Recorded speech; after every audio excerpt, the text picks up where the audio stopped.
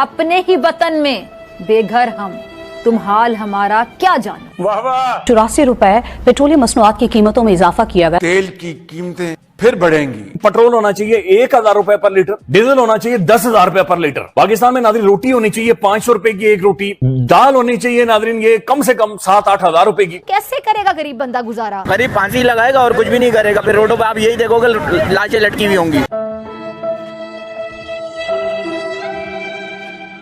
खबर यह है कि पाकिस्तानियों के लिए खतरे की घंटी बज गई है। ये तो लेटेस्ट न्यूज़। पाकिस्तान की मईशत ICU में है। मुल्क खस्ता हाल में। हम गरीब किधर जाए बताओ। बस पाकिस्तान चल रहा है, अल्लाह तवक्कल बस। पाकिस्तान में महंगाई जो है वो अरूज पे है। गरीब के पास रोटी नहीं है, गरीब के पास आटा चीनी नहीं है, मरीज के पास दवाई नहीं है। हमारे मुल्क का जो निज़ाम है सही नहीं, निज़ाम अच्छा नहीं है। एक ही आवाज आती है कि आपने घबराना नहीं है, मरते मर जाओ। बस आपने घबराना नहीं। आपने सबसे पहले घबराना नहीं है। तो कैसे हो किटकैट्स? आई होप अच्छी होगी, मैं भी अच्छी हूँ। ईरान, इजराइल और अमेरिका की जंग से पाकिस्तान का जो खित्ता है वो पूरी तरीके से हिल चुका है। पाकिस्तान में इतनी भूखमरी, इतनी महंगाई हो गई है कि इनकी आवाम भूख से पागल हो गई है। आवाम पागल हो रही है महंगाई की वजह से। मैं पागल हूँ।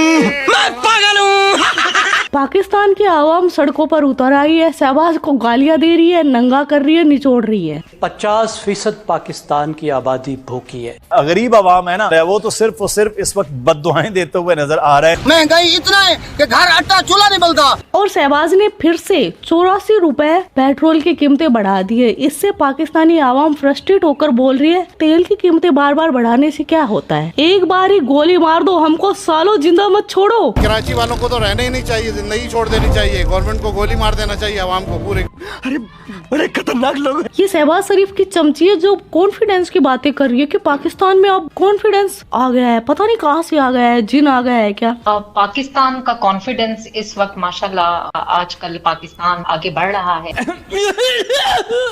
लेकिन दूसरी तरफ बात करूं मैं इनके PM शहबाज शरीफ की, उसकी फटी पड़ी है अलग ही। उसकी इस लेवल तक फट गई है कि इफ्तार पार्टी होती है उस पर भी बैन लगा दिया है। पाकिस्तान इस वक्त एक बहुत मुश्किल सिचुएशन में है। इफ्तार पार्टीज पर भी मुकम्मल पाबंदी आयद कर दी गई। बातें करते फिर ये करोड़ों की और दुकान पकौड़ों की।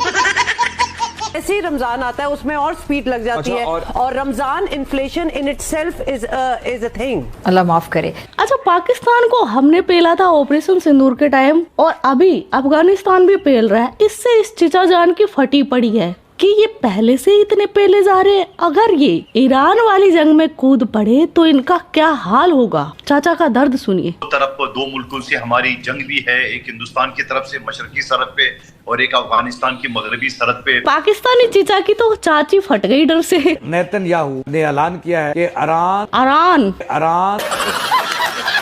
ईरान के बाद अब दूसरा नंबर मुसलमानों के वाहद एटमी ताकत मुल्क पाकिस्तान का है। बहुत बहुत मुबारकबाद। अपने आप को कहते हैं एटमी मुल्क है, 25 करोड़ का मुल्क है और ये है और वो है और ऐसा है और वैसा है, ये अपना गाना गाते हैं। एटमी रियासत अल्हम्दुलिल्लाह। अरे एटमी क्या यार, तुम एटमी को मारो गोली। पाकिस्तानियों पहले बताओ कि तुम्हारे जो आका हैं, तुम्हारे जो मुल्क के मालिक हैं, वो जमीन पे क्यों लेटे, ये बताओ। एटमी बाद में समझाना हमें। हमारे हाथ दो हैं लेकिन कटोरे हम लोगों ने तीन पकड़ लिए। एटमी मुल्क पाकिस्तान है, कार देते हैं और लेटे हैं जमीन पे। इसके ऊपर बाइश फख्र है। बहुत किराया बढ़ गया, 2000 पिंडी कर दिया, इतना इन्होंने कर दिया, महंगाई कर दी है। रमजान के महीने में इनको शर्म नहीं आती। पाकिस्तान में जितने भी हुक्मरान तबका ये सारा चोर है। बस हम तो यही कह सकते हैं कि हमारे तो अजाब ही है, परेशानी है। तो पेट्रोल महंगा होता जा रहा है, काम तो है नहीं। मुझे इस बारे में कोई बात करने की जरूरत, लेकिन लिहाजा इनको ये चाहिए कि पेट्रोल की कीमत कम कर देनी चाहिए। क्या करें, इंसान मजबूर है। रमजान है, अब बंदा परेशान है, अल्लाह बेहतर करे। पेट्रोल बहुत ज्यादा महंगा हो गया। वाह वाह वाह। अल्लाह पाक हमारे मुल्क पे, हमारे पे आसानियां पैदा करे बस। क्या बात। आपका जरिया मुआशी ये है, क्या करेंगे फिर? अल्लाह से दुआ करेंगे हमारे हाल पे अल्लाह रहम करे। बिजली महंगी है, पेट्रोल महंगा है, एक चीज अगर मैं बात करूँ ना इस दुपट्टे की, तो ये दुपट्टा भी नादिर महंगा हो चुका है। इतनी ज्यादा महंगाई पाकिस्तान में हो चुकी है। एक वक्त रोटी खा तो रही है ना। अच्छा, अभी तक तो मजाक की बातें चल रही है लेकिन सीरियस बात ये है, वैसे मैं सीरियस होऊंगा नहीं।